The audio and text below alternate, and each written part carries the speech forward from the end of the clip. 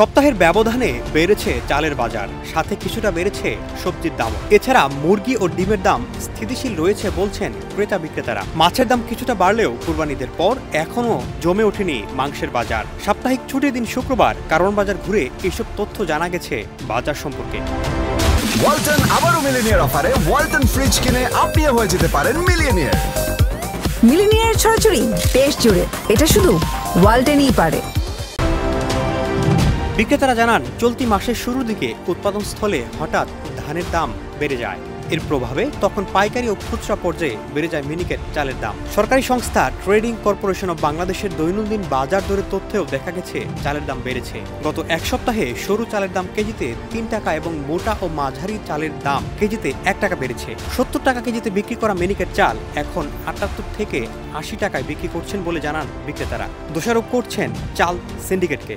70 টাকা যে চাল বিক্রি করছে এখন বেচা লাগে 78-80 টাকা। মিনিকেটে বাড়ছে আর অন্যান্য চাল সামান্য বাড়ছে। আর চাউলের মৌসুমে এখন বাড়ার কথা না, কিন্তু ঈদের পরে হঠাৎ করে এই বাড়তিটা যে কেন অস্বাভাবিক বাড়লো এখন বুঝতে পারতেছি না। এই ধানটা চাউলটা তো মিলারের কাছে, আড়তদারের কাছে, এটা চলে গেছে 5-6টা কনজিউমারের কাছে। ওরা নিয়েই বেশি সিন্ডিকেট করছে। মিলার আড়তদার কাছে এখন কিছু নাই, এখন তাদের কাছে সব সিন্ডিকেট।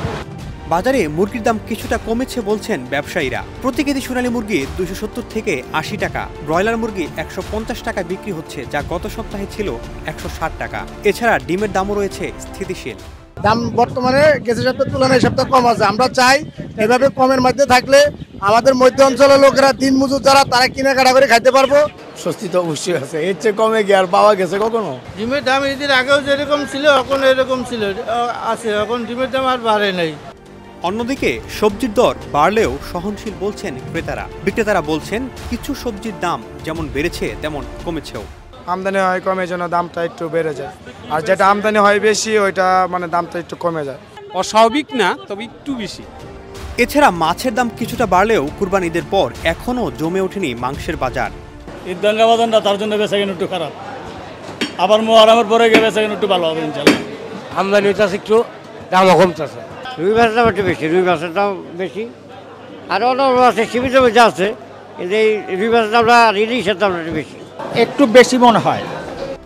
সরকার আব্দুল্লাহ তুহিন, দেশ রূপান্তর।